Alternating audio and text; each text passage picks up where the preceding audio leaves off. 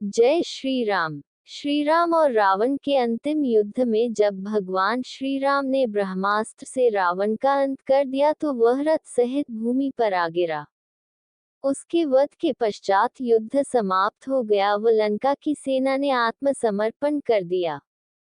रावण की सभी पत्नियां उसके शव के पास आकर विलाप करने लगी, जिनमें मंदोदरी व धन्यमालिनी प्रमुख थी। पास में ही विभीषण खड़े रो रहे थे। ये सब देखकर श्रीराम ने लंकावासियों को ढांढ ढस बंधाया तथा धैर्य रखने की विनती की। जब रावण के नाना माल्यवान ने लंका के राजा का मुकुट उनके चरणों में लाकर रख दिया तो श्रीराम ने तुरंत लंका का सिंहासन ठुकरा दिया। उन्होंने उसी समय लंका की प्रजा व सेना के सामने ये घोषणा की कि वे लंका को पराजित करने या अयोध्या के अधीन करने यहाँ नहीं आए थे।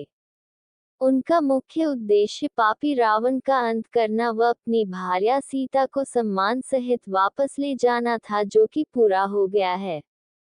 ये सब तो ठीक था, लेकिन रावण वध के बाद मंदोदरी का रो रो कर बुरा हाल था।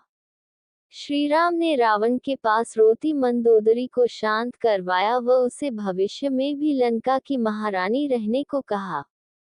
इसके लिए श्रीराम ने विभीषण को लंका का नया राजा घोषित कर दिया तथा लंका पुनः लंकावासियों को ही सौंप दी। उन्होंने मंदोदरी को लंका की महारानी बने रहने के लिए विभीषण को परामर्श दिया कि वे मंदोदरी से विवाह कर लें। मंदोदरी इस प्रस्ताव से थोड़ा असहज हो गई तथा कुछ दिनों की प्रतीक्षा के बाद उसने ये स्वीकार कर लिया। तत्पश्चात मंदोदरी का विभीषण के साथ विवाह हो गया तथा वह फिर से लंका की प्रमुख महारानी बन गई। बहुत लोग ये प्रश्न उठाते हैं कि जिस मंदोदरी ने रावण को सही मार्ग पर चलने और धर्म का साथ देने की शिक्षा दी, उसी ने ही रावण वध के बाद अपने देवर विभीषण से विवाह कर लिया। वहीं दूसरी ओर विभीषण ने भी अपनी भाभी से विवाह करने की हामी क्यों भरी थी? साथ ही श्रीराम ने दोनों को विवाह करने के लिए क्यों कहा था और क्यों इस तरह का प्रस्ताव रखा था?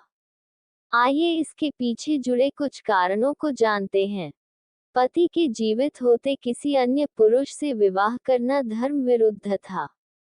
अब चूंकि रावण का वध हो चुका था तो मंदोदरी का विभीषण से विवाह करना धर्मसम्मत था।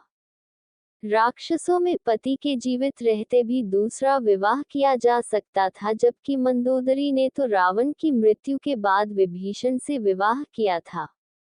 रावण की मृत्यु के बाद लंका में अराजकता फैल सकती थी और नए राजा विभीषण का उसे संभालना मुश्किल हो जाता। ऐसे में मुख्य महारानी ने विभीषण से विवाह कर राज्य की स्थिति को संभालने का काम किया था। इसका उदाहरण हम बाली की मृत्यु के बाद उसकी पत्नी तारा का नए महाराज सुग्रीव से विवाह करने से देख सकते हैं। वहीं आचार्य चाणक्य ने जब धनानंद को सिंहासन से अपदस्थ कर चंद्रगुप्त मौर्य को नया महाराज बनाया, तब उन्होंने स्थिरता बनाए रखने के लिए धनानंद की पुत्री दुर्धरा का विवाह चंद्रगुप्त से करवाया था। इस तरह से मंदोदरी का विभीषण से विवाह करना राजनीतिक कारणों से लिया गया निर्णय था। इसके पीछे श्रीराम की लंका को स्थिर रखने की रणनीति थी। महारानी मंदोदरी को अपना खोया सम्मान व पद पुनः मिल गया था, तो वही विभीषण के लिए भी लंका को संभालना बहुत सरल हो गया था। दोस्तों, अगर वीडियो पसंद आए तो सब्सक्राइब जरूर करें। जय श्री राम।